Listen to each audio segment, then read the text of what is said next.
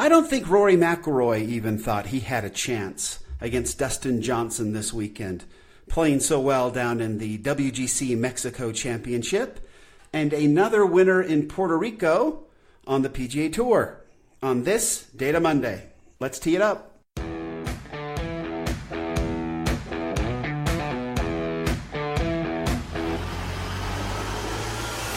Welcome to Data Access Golf, your home for rapid golf improvement. And now, from the thin air of the Rocky Mountains, next on the number one tee, your host, Aaron Stewart. Hey everyone, welcome to another episode of Data Access Golf, the podcast. Good to be with you today on this Monday, where we get to review the data of these impressive winners. For the weekend, it was a dominating performance, obviously down in Mexico. You kind of got the feel from Rory McIlroy, if you watch those interviews of him Saturday night after they played, that he just really didn't feel like he had much of a chance after watching how Dustin had been playing. And he played marvelously. It definitely feels more like 2017 when Dustin Johnson was just kind of winning everything. He seemed untouchable, was completely dominant, and was the overwhelming favorite going into the Masters when he kind of hurt his back, tweaked his back out and missed that, and that kind of disrupted the 2017 year. But anyway, we have another winner on the PGA Tour, sort of the little brother tournament that the PGA Tour put on down in Puerto Rico, the Puerto Rico Open, where Martin Traynor, who came off the Web.com tour last year, had his first win on the PGA Tour, so congratulations to him. Obviously not as prestigious as when there's a WGC event going on, but still gives him the 2-year exemption, which has got to feel good when you come off the Web.com tour and you're got to be in the back of your head, right, that you want to stay up with the big boys and you don't want to go back down to the JV league. And so great for him that way. I think it was $540K in the bank account, which definitely doesn't hurt anything. So congratulations to him as well, and we'll see him more on the PGA Tour now with that exemption. So on this Data Monday, then, just kind of wanted to jump in. Some of the cool things that happened with Dustin Johnson's win this week is, one, he now is fully exempt on the PGA Tour. He has 20 career wins. It's essentially like earning tenure in academia, where he essentially is guaranteed a job for as long as he wants to play. Now, he's only been on, it's kind of a weird thing that the PGA Tour has set up. You can only be fully exempt or have lifetime exemption after being on tour for 15 years. Which, I mean, I don't get those kinds of things. That just doesn't seem to make any sense to me. Dustin Johnson happened to win 20 events. He's in his 12th year on tour. He's won a tour event every single year he's been on tour. This makes it his 12th year in a row. So he's got it all wrapped up. He's got 20 victories, but he can't technically have lifetime exemption until his 15th year, which is goofy. I think the WGC gives him a 3-year exemption, not to mention all the previous wins. So he was fully exempt anyway through the next 3 years, but now he doesn't have to worry about where he's going to play. He can play anywhere he wants, as much as he wants, and he's in really good shape. So congratulations to Dustin Johnson on that win. A huge win for him that way. So if we jump then into the stats on this Data Monday, we'll do that. That's always a fun part of this day.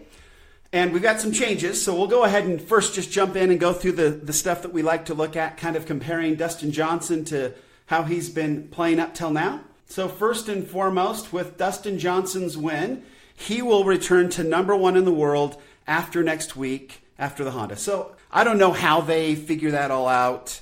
I know it's the number of tournaments you play and this, that, and the other. I have never taken the time to sit down and figure out how they calculate the world rankings. How they get there, we just kind of leave it to the eggheads, and we don't really worry about it. As I consider myself one of the eggheads, I guess that's kind of a problem. But anyway, so he returns to number one in the world, playing more like his 2017 form. This is his second worldwide win of the year. He also won over in, I believe it was Saudi Arabia, wasn't it? Right, where all the controversy was there. And not to mention his appearance money, whatever that was. But so really an amazing situation for Dustin. He's got lifetime exemption, and he's going back to number one in the world. Pretty great stuff. As far as the FedEx Cup goes, this takes Dustin Johnson. He was in 60th position in the FedEx Cup rankings. This bumps him all the way up to 8th spot. Whereas J.B. Holmes last week, he was 61st spot and bumped him all the way up into 9th spot. So we can kind of see how that works.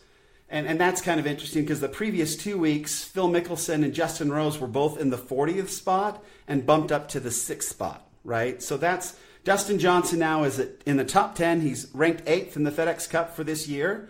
So excellent that way.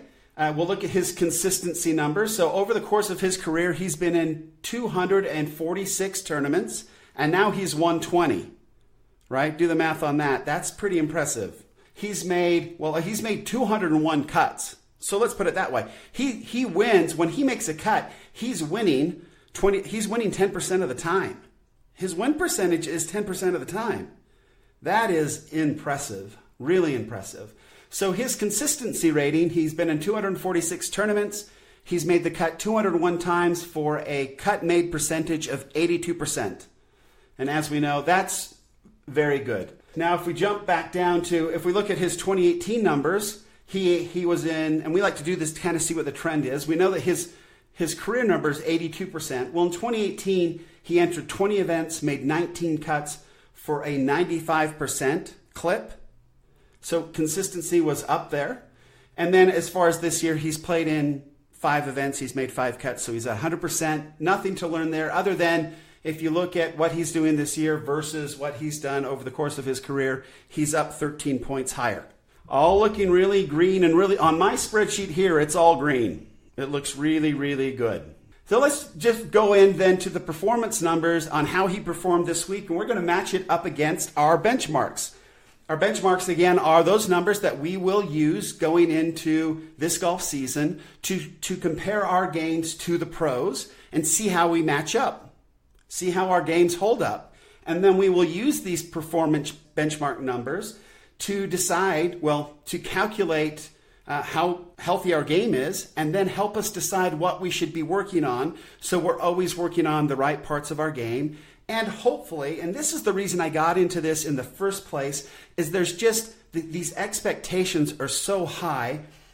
I've played with guys that have gotten up and down from sand traps 50% of the time and they throw a stink fit when they miss a putt. And it's like, dude, you're getting up and down from the sand 50% of the time. That's tour quality play. Why are you upset? And I just think that if we know the numbers, the real hard numbers, the data, and we compare our games to these top tour players, this is the PGA Tour. This is the creme de la creme. These are the top guys. If we compare our games to theirs and it measures up, then we need to shut up. We need to quit complaining about our games and just be happy with them. And then work on those things that don't match up, that aren't tour quality. So we are going to be able to transform our games into tour quality play. And you'll notice everybody is not consistently good all the way across all these statistics, right? It's like herding cats. You just do the best you can. But this gives us a very good idea of where our games should be so we can then accurately analyze our games and then work on those things that are the weakest. So we could, technically, if we work on our games properly, have a tour quality game based on the percentages. So let's take a look at them real quick and see how Dustin Johnson, driving accuracy, always pretty important for as long as Dustin Johnson hits it. Always, I'm sure it's always on the back of his mind. So for the tournament, he averaged 61% driving accuracy. He hit 61% of the fairways. And over the course of his career, that's at 59%. So he was 2 percentage points higher for the WGC-Mexico Championship. Greens and regulation. For this event, he was at 81% of his greens, 8 out of 10. Over the course of his career, over the course of 2018 that we're looking at, he hit 71% of his greens. So 10 percentage points higher than how he performed last year on average. Sand saves. He got up and down out of the sand 50% of the time, exactly half. For his career, for his 2018 performance, he's at 52%. His scrambling numbers, I don't know why the PGA Tour doesn't give us running scrambling numbers. I have absolutely no idea why they don't calculate those for tournaments, but they don't. But over the course of his career, Dustin Johnson is making 63%. He's getting up and down 63% of the time around the greens. And then strokes gained putting. For this tournament, he averaged 2.1 strokes per round in putting. He was 2 strokes better on the greens than the field, which is really impressive. Over the course of 2018, that was 0.38. So only 0.4 strokes per round was his average in 2018. So considerably better putting. And he mentioned that in his post game. As long as he's putting like this, he feels like he's going to have a pretty good year. Easy to believe that, right? Now let's take those numbers then and let's compare them to our benchmark numbers. And things have gotten a little different here. A lot of you have come back to me and said, hey, these benchmark numbers are confusing because you're giving us a range. I'll explain the range. The range was essentially when we looked at these numbers and I'm thinking, okay, we got to come up with realistic tour quality numbers so we can analyze our game against the best. But I don't want to have the best in every single category because that's unrealistic. We don't practice. We don't have the skill set. Anyway, so you got to come up with something that's a little more reasonable.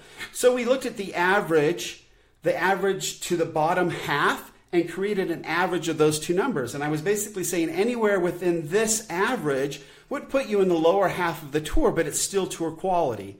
So I've tried to make that even simpler now. I'm not giving a range anymore. We've basically gone and just averaged those two numbers together and come up with something, and I've tried to round it so it's easier to remember.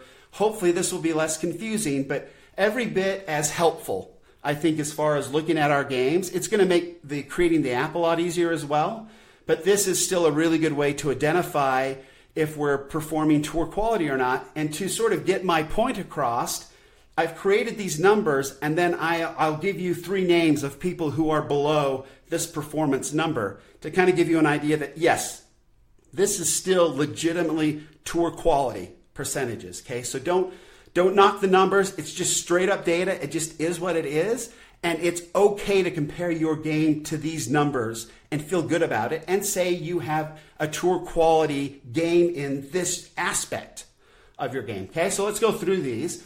First and foremost, we're saying driving accuracy should be 55%. Okay, if you're below 55%, go ahead and work on it. And if you're above 55%, awesome.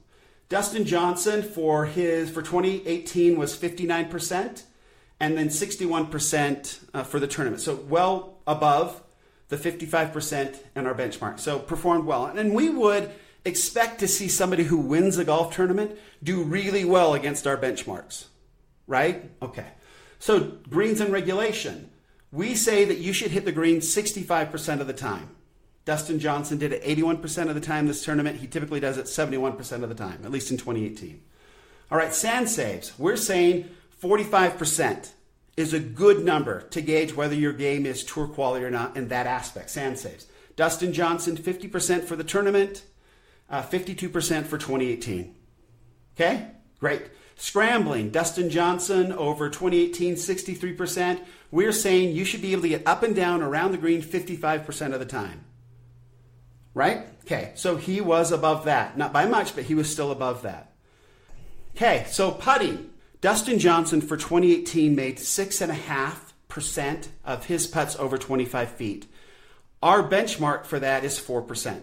For putting between 15 and 20 feet in 2018, Dustin Johnson made 16% of those putts. Our benchmark is 14%, so very close there.